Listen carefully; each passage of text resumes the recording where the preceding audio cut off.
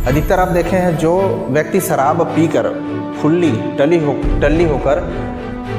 होकर जब वो चलता है तो वो लड़खड़ाता क्यों है, इसका आंसर तो आपको मिल ही गया यहीं पर। कोई व्यक्ति हमेशा खुश रहना चाहता है, खुशहाल रहना चाहता है, धनवान होना चाहता है। इन सभी बातों को समझने के लिए एक ही बात काफ़ी है, केवल और केवल एक ही बात काफ़ी है कि आपके दिमाग का स्वस्थ होना, आपके ब्रेन का स्वस्थ होना।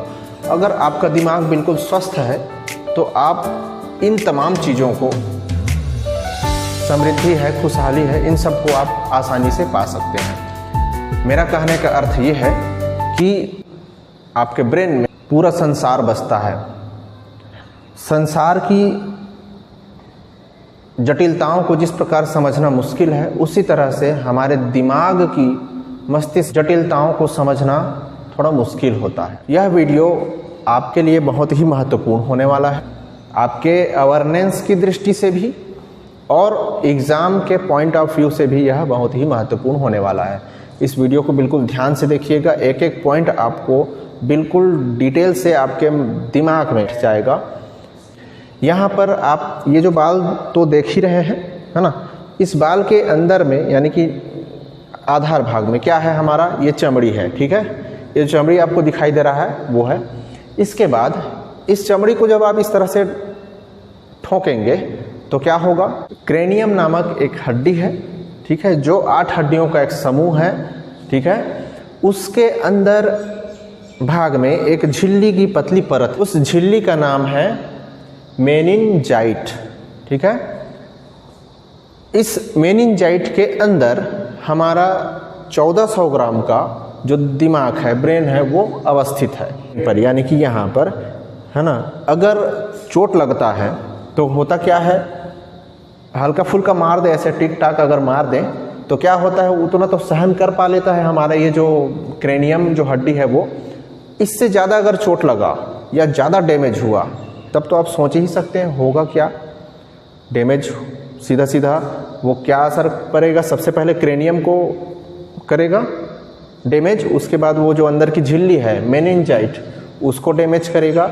अगर ये डैमेज हुआ तो इसके डैमेज होते ही मस्तिष्क में कुछ संक्रमण फैलने लगता है, तो इस बीमारी को कहा जाता है मेनिनजाइटिस नामक एक बीमारी हो जाती है, ठीक है। इसको हम बाद में जब रोग वाला चैप्टर हम पढ़ेंगे तब इसकी चर्चा हम उसमें विस्तार से करेंगे। फिलहाल अभी हम देखते हैं ब्रेन के बारे में।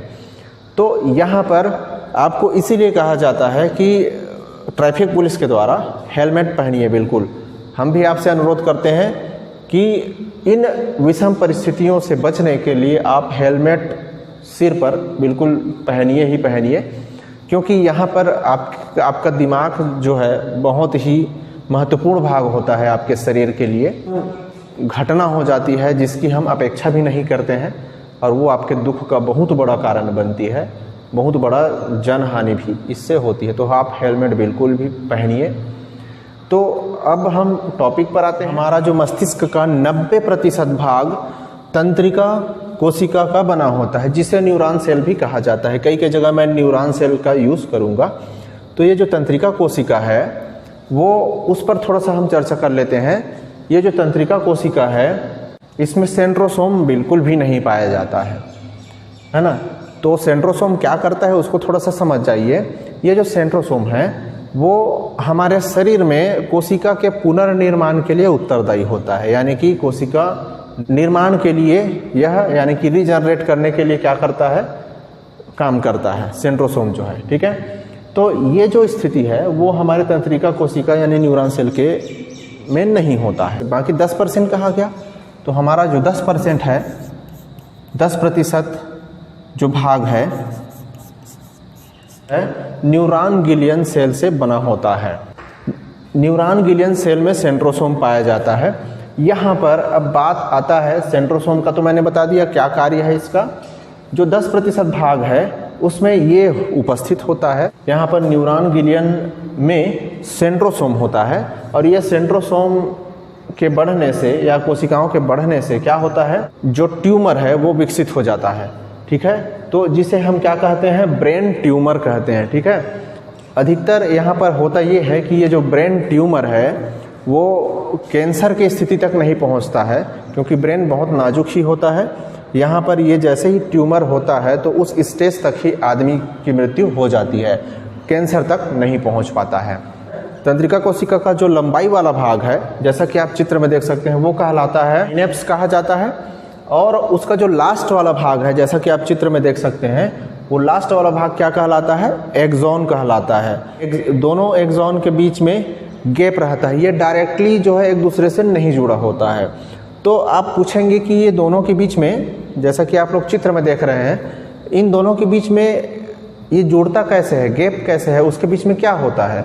तो मैं आपको बताना चाहूँगा, इन दोनों एक्सॉन के बीच में होता है सोडियम। ठीक है, इन दोनों के बीच में होता है सोडियम। तो यहाँ पर जब इसका कॉन्सेप्ट क्या है, कभी कभी आप देखे होंगे कि गर्मी के दिनों में आपको पसीना ज़्यादा निकलता है ना, आपको थोड़ा सा कमजोरी या थरथराहट महसूस होता है। तो उसमें क्या है, पसीना आपके शरीर से लगातार बहुत ज़्यादा निकलती है, तो ये सोडियम जो है वहाँ से निकल जाती है एक्सॉन, दोनों एक्सॉन के बीच से। तो यहाँ पर आपको चक्कर आता है ना, तो चक्कर आकर आप गिर भी जाते हैं। तो ये सोडियम की कमी के कारण ही होता है, और आपका दिमाग जो है काम करना बिल्कुल भी बंद कर देता है। लगभग साधारणतः ORS का घोल उसको दिया जाता है। ORS घोल का कॉन्सेप्ट तो आप जानते ही हैं, है ना, उसमें शक्कर और नमक को घोल कर, है ना, उचित मात्रा में घोल कर उसको दिया जाता है, तो वो ORS घोल बन जाता है। इसका पूरा नाम ओरली रिहाइड्रेशन सॉल्यूशन होता है। ठीक है, अर्थात इसमें, है ना, पानी की कमी को इसको दूर करने के लिए इसको दिया जाता है। अब यहाँ पर हम देखते हैं ब्रेन के प्रकार के बारे में, मस्तिष्क के प्रकार के बारे में। जैसा कि आप देख रहे हैं इस डायग्राम में, है ना, यहाँ पर इसके प्रकारों को स्पष्ट रूप से मैंने लिख दिया है। ब्रेन के मुख्यतः 3 प्रकार होते हैं। ठीक है, अग्र मस्तिष्क, मध्य मस्तिष्क और पश्च मस्तिष्क, ये 3 प्रकार होते हैं। यहाँ पर इन तीनों प्रकार के भी अलग अलग प्रकार हैं। एग्ज़ाम में होता क्या है कि हम लोग सेरिब्रम, सेरिब्री या फिर कार्पोरा, सेरिबेलम, इन सब में आकर अटक जाते हैं। तो अब उसमें चिंता करने की आवश्यकता नहीं है, इनको बिल्कुल स्पष्ट तरीके से मेरे द्वारा आपको बताया जाएगा। ठीक है, तो इन तीनों के बारे में हम पहले देख लेते हैं, तीनों के बारे में अलग अलग सीक्वेंसली। ठीक है, अग्र मस्तिष्क के बारे में हम सबसे पहले देखते हैं। तो अग्र मस्तिष्क का 3 भाग हैं। ठीक है, अग्र मस्तिष्क का 3 भाग है। अब मैं इसको बताना चाहूँगा अग्र मस्तिष्क कहाँ पर होता है। ये जो हमारा यहाँ से लेकर यहाँ तक का जो भाग है वो अग्र मस्तिष्क कहलाता है। जो अग्र मस्तिष्क है उसमें से सबसे पहला भाग है सेरिब्रम। ठीक है, सेरिब्रम, ये जो सेरिब्रम है वो प्रमस्तिष्क भी कहलाता है। ठीक है, प्रमस्तिष्क भी कहलाता है। यह हमारे ब्रेन का सबसे बड़ा पार्ट है या सबसे बड़ा हिस्सा है, मान के चलिए। यह 66% भाग को कवर करता है। कितने प्रतिशत? 66% भाग को कवर करता है पूरे ब्रेन का, यानी कि सबसे बड़ा भाग तो यही होगा। एग्जाम में पूछा जाए सबसे बड़ा भाग बताइए तो सेरिब्रम। ठीक है, या फिर प्रमस्तिष्क भी ऑप्शन में दे देता है। यहाँ पर इसका कार्य क्या है? इसका जो कार्य है जिज्ञासा,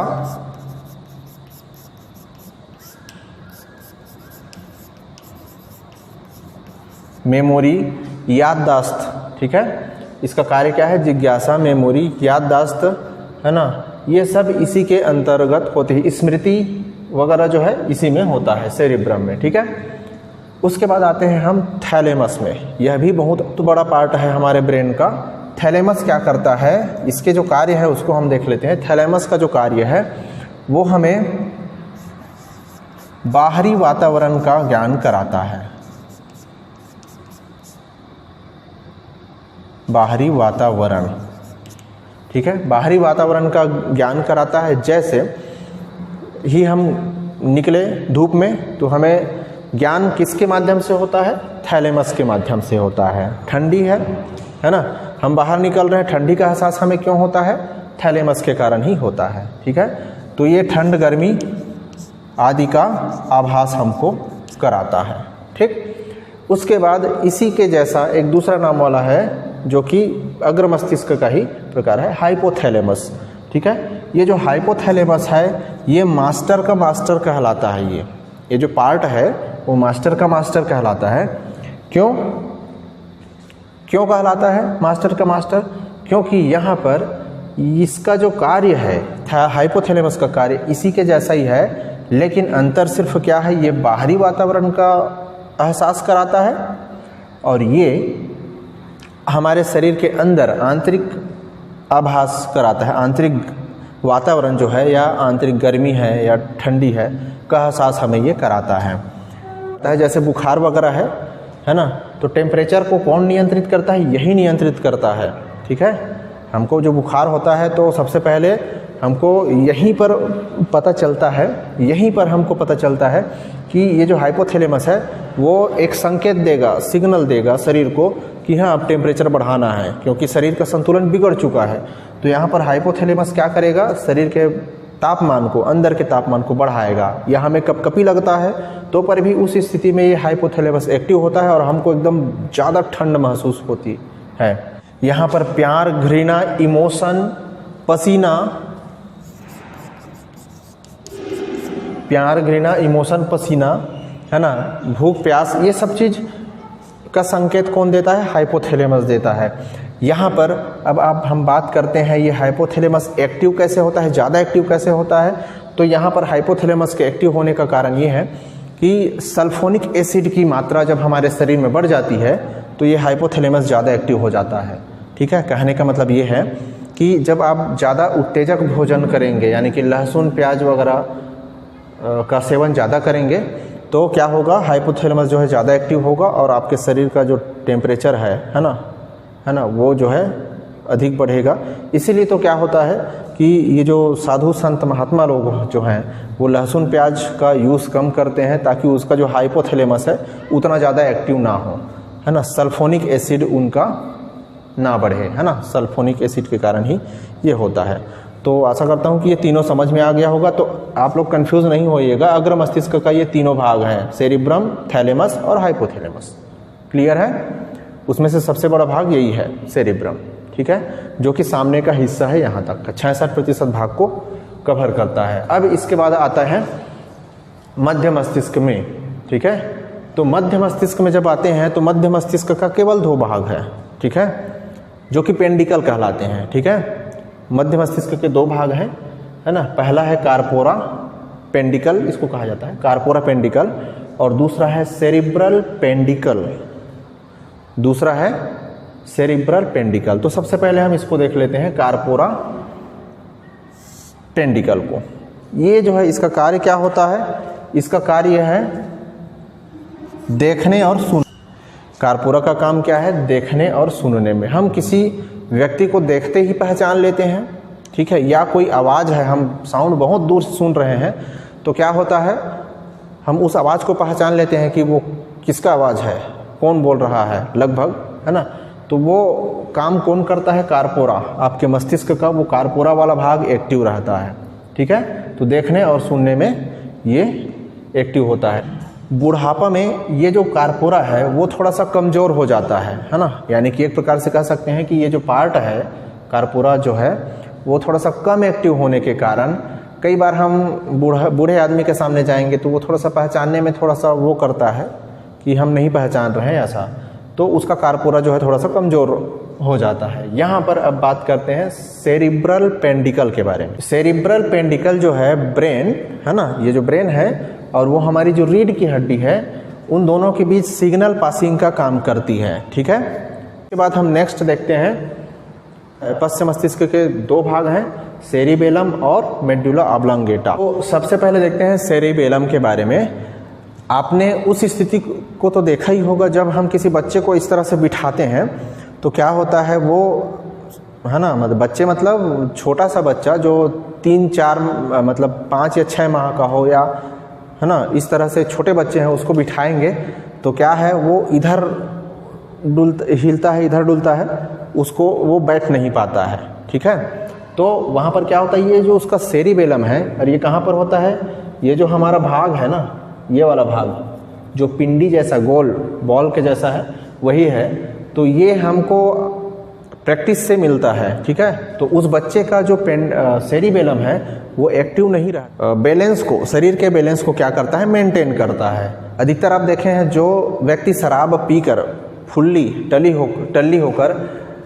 टल्ली होकर जब वो चलता है तो वो लड़खड़ाता क्यों है, इसका आंसर तो आपको मिल ही गया यहीं पर, है ना। उसका जो सेरिबेलम है उस समय के लिए कुछ ठीक से काम नहीं करता है, तो वो क्या करता है, वो लड़खड़ाते हुए चलता है। अब नेक्स्ट देखते हैं मेडुला ऑब्लंगेटा। मेडुला ऑब्लंगेटा का भी बहुत बड़ा रोल है यहाँ पर, जो कि पश्च मस्तिष्क में हमारा है। ये जो है, हम जैसे ही भोजन करते हैं तो भोजन करने के बाद हम तो उसको निगल लिए, निगलने के बाद काम कौन करता है, यही करता है मेडुला ऑब्लंगेटा। तो इसका कार्य समझ जाइए। इसका जो कार्य है वो उपापचय में, ठीक है, श्वसन में, क्रमानुकुंचन में, हमारा जो हृदय का जो धड़कन है उसको भी क्या करता है, वो नियंत्रित करने का काम करता है। अब मेडुला ऑब्लंगेटा, ठीक है, इन सब का जो नियंत्रण है वो किया जाता है, ठीक है, मेडुला ऑब्लंगेटा के द्वारा। तो आशा करता हूँ कि इन सभी में किसी प्रकार का दिक्कत या समस्या का आपको सामना नहीं करना पड़ेगा। एक बार मैं फिर से रिपीट कर देता हूँ। मस्तिष्क हमारे 3 भाग हैं मस्तिष्क के, अग्र, मध्य और पश्च। अग्र भाग में, अग्र जो पार्ट है वो सबसे बड़ा पार्ट कहलाता है, ठीक है, और उसके 3 भाग होते हैं। सेरिब्रम, जिसको प्रमस्तिष्क भी कहा जाता है, यह मस्तिष्क का सबसे बड़ा भाग होता है। 66% इसका हिस्सा होता है पूरे ब्रेन का। इसमें जिज्ञासा, मेमोरी पावर, याददाश्त वगैरह जो है इसके अंतर्गत आती है, ठीक है, जिसका है ना। उसके बाद फिर थैलेमस, थैलेमस में हम देखते हैं तो थैलेमस जो है हमारे बाहरी वातावरण का ज्ञान कराता है, और उसके साथ हाइपोथैलेमस जो है आंतरिक ज्ञान का, सल्फोनिक एसिड बढ़ने की वजह से ये एक्टिव होता है, इसको मैं बताया था। मध्य मस्तिष्क के केवल 2 भाग हैं जो कि पेंडिकल कहलाते हैं, कार्पोरा पेंडिकल देखने और सुनने का, और सेरिब्रल पेंडिकल जो है किसका काम आता है, सिग्नल पास करने का। मस्तिष्क और हमारी जो रीढ़ की हड्डी है दोनों के बीच सिग्नल पास करने का वर्क करती है। उसके बाद फिर जो लास्ट है पश्च मस्तिष्क, इसके भी 2 भाग हैं। एक तो कहलाता है सेरिबेलम, ठीक है, ये शारीरिक बैलेंस, वही जो बच्चा वाला जो मैंने आपको बताया, और जो शराब पीकर जो व्यक्ति लड़खड़ाता है उसका कारण यही है, ठीक है, यानी कि ये एक्टिव नहीं होता है उस समय। मेडुला ऑब्लंगेटा ये क्या करता है, उपापचय, श्वसन, धड़कन वगैरह को ये नियंत्रित करता है, साथ ही साथ क्रमानुकुंचन वगैरह को भी ये नियंत्रित करता है। तो एक और है जिसको मैं आपको बताना चाहता हूँ, ये है EEG। इसका पूरा नाम, एक चीज़ मैं आपको बताना चाहूँगा, इस मस्तिष्क के पूरे कार्यों का जो या गतिविधि है उसको मापने के लिए एक यंत्र होता है, उसको कहा जाता है EEG, ठीक है। EEG इसका पूरा नाम होता है इलेक्ट्रोएन्सेफेलोग्राफ। मस्तिष्क के कार्यों का पता लगाया जाता है। तो एक बार फिर से आपसे अनुरोध है कि इस मस्तिष्क को, इस ब्रेन को आप अधिक से अधिक स्वस्थ रखिएगा, अच्छे विचार आप अपने मन में लाइएगा, और यहाँ पर हेलमेट का यूज़ ज़रूर करेंगे ताकि आपका ब्रेन जो है सुरक्षित रहे। आज की इस वीडियो को देखने के लिए आप सभी का बहुत बहुत धन्यवाद, बहुत बहुत आभार।